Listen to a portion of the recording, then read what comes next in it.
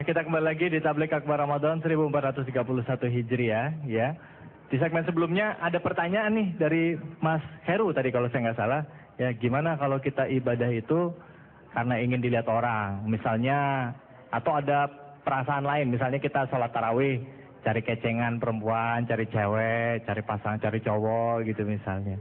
Ada kayak gitu. Saya ingat waktu kecil sholat tarawih itu karena pengen main sarung sama teman-teman sama makan somai waktu kecil. Tapi kalau gitu terus gimana? Silakan Kiai. Mungkin ini cukup banyak juga kejadian seperti ini ya Kiai. Silakan Kiai. Iya. Hadirin dan pemirsa TV One, sholat tapi sambil nyari cewek katanya tadi ya. Wah tuh. Dari sisi ekonomi itu namanya kreatif. Sambil nyilam nyari ikan, nyilam minum air mau kembung. Saudara-saudara, begini, idealnya semua ibadah dasarnya itu dua. Pertama, ibadah tidak boleh dikerjakan setengah hati, main-main atau coba-coba. Yang kedua, semua ibadah dasarnya harus lillahi ta'ala. Tapi itu kan ideal. Untuk sampai ke sana, orang perlu proses. Anak kita, Bu, ada yang udah sadar. Memang kalau diperintah orang tua wajib dikerjain. Ada anak kita yang begitu. Ada yang mikir juga. Baru mau lancar kalau disuruh beli rokok asal ada kembaliannya. Ada kan anak kita yang begitu, ada kembaliannya enggak, Pak? Kita di hadapan Allah juga begitu. Ada yang memang sudah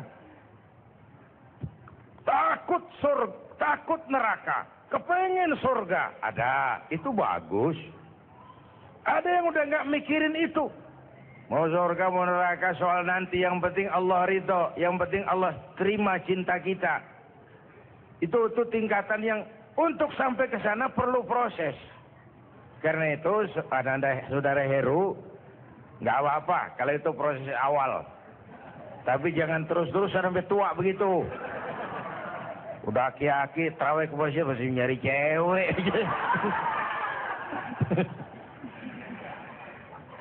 Sebagai proses awal bagus lah itu. Ada sugesti kan? Ada sugesti.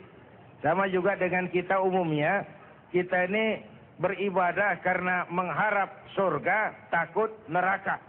Itu bagus. Tapi kan kalau pertanyaannya lebih jauh, kalau nggak ada surga berhenti dong sembahyang. Nah, ada tahapannya. Orang beribadah bukan lagi urusan surga dan neraka, tapi urusan cinta. Itu yang dimotori oleh Sayyidah Rabi'ah Adawiyah, Rabi'atul Adawiyah. Alirannya aliran cinta. Sampai dia bilang gini, Bu.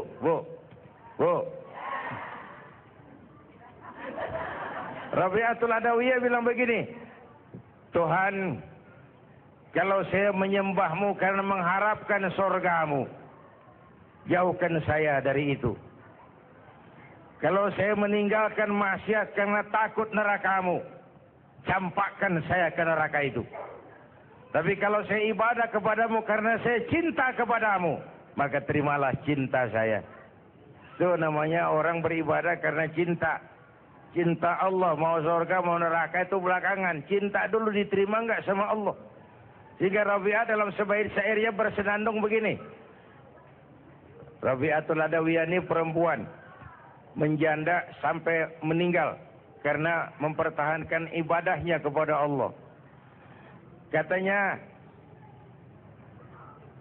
Rabi'ah ini dalam sebaik syairnya bilang begini, walaitaka tahlu wal hayatu mariratun, biarlah hidup ini pahit asal engkau tetap bersikap manis ya Allah. Walaitaka tardha wal anamu ghadibu, biar orang semua enggak demen asal engkau senang ya Allah. Idza kana minkal waddu fal kullu hayyin, kalau ada jalinan cinta kepadamu semua urusan gampang ya Allah. Wa kullu ma fawqa turabi turab, yang ada di atas tanah semua.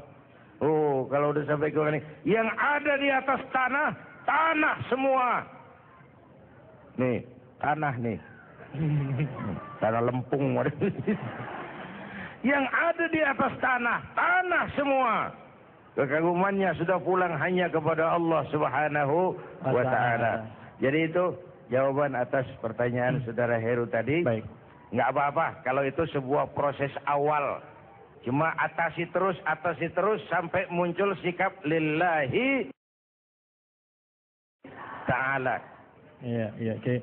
Kalau orang yang misalnya dia ibadah karena ada atasannya, misalnya dia di satu instansi kepala dinasnya ikut sholat. Dia jadi aduh nggak enak nih sama atasan saya, dia ikutan sholat juga. Itu kan cukup banyak kayak gitu, Kiai. Itu gimana? Udah umur, udah sepuh ya. Silakan, Kiai. Iya, saya bilang tadi secara ideal memang nggak pantas beribadah karena ada atasan. Idealnya nggak boleh. Tapi kan tiap orang tahapannya nggak sama tuh. Terimalah itu sebagai sebuah proses awal.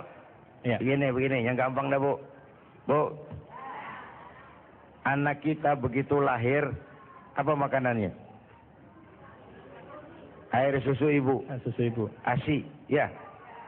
Gedean dikit, pisang. Gedean lagi, bubur. Ada proses tuh. Ya. Udah gede bener, nasi. Udah gede banget, nasi padang. Jengkol. Oh, jengkol. Tapi kalau begitu lahir dikasih jengkol, teler. Ada proses. Iya. Baik ya, jadi ini proses buat semuanya. Silakan nih, siapa yang mau bertanya nih? Ya, silakan Mas. Nama dan langsung pertanyaannya apa? Assalamualaikum warahmatullahi wabarakatuh. Waalaikumsalam warahmatullahi wabarakatuh. Kenalkan, nama saya Muhsan Huda. Saya dari Kedoya.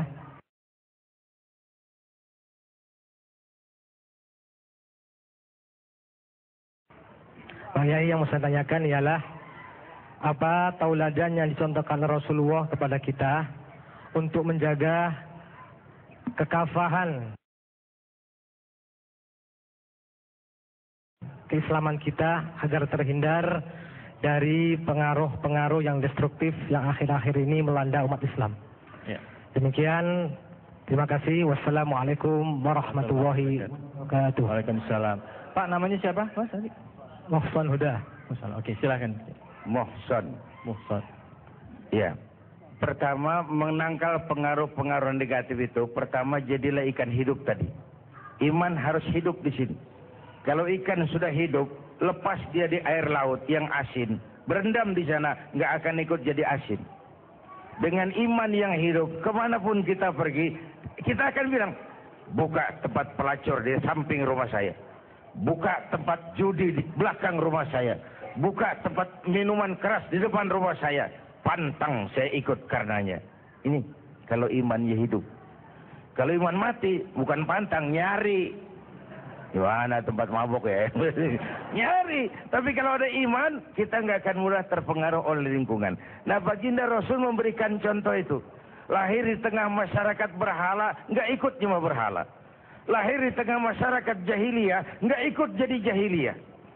Berbisnis, nggak larut jiwanya mencari keuntungan dengan menghalalkan segala cara. Ini sebuah potret bagaimana kita membangun kepribadian, tidak larut oleh situasi dan kondisi. Tapi memang sekali lagi, makin hebat lingkungannya menguji keimanan kita, makin mantap iman kita. Contoh, puasa di Jakarta sama puasa di pesantren di kaki gunung, insya Allah pahalanya lebih besar di Jakarta kalau sama ikhlas ya. Kenapa? Pesantren di kaki gunung kita puasa, siapa yang mau godain? Nggak ada, semua pada puasa juga. Di Jakarta kita puasa, warung saban pojokan buka, tulisan gede, hormati orang puasa, di bawah yang makan biasa. Nah, ini lingkungan sangat besar pengaruhnya. Jadi oleh karena itu, ya pejuang itu kan kelihatan kalau ketemu musuh. Kalau nggak ketemu musuh, semua orang bisa ngaku jadi pahlawan, bisa ngaku jadi pejuang. Tapi saat ketemu musuh, disitulah kelihatan nilai kejuangan kita, nilai kepahlawanan kita. So, iman baru kelihatan kadarnya kalau dia sudah berhadapan dengan ujian dan cobaan. Saya kira itu. Baik, terima kasih banyak Kiai. Nanti kita akan lanjutkan lagi temanya, akan kita bahas. Dan buat Anda pemirsa, silakan yang menantikan kuis, sabar. Anda nanti bisa menghubungi kami di nomor telepon 0213103567. Merupakan kuis persembahan dari Wali Topoan. Jangan kemana-mana, tetaplah di Tablik Akbar Ramadan 1431 Hijriah.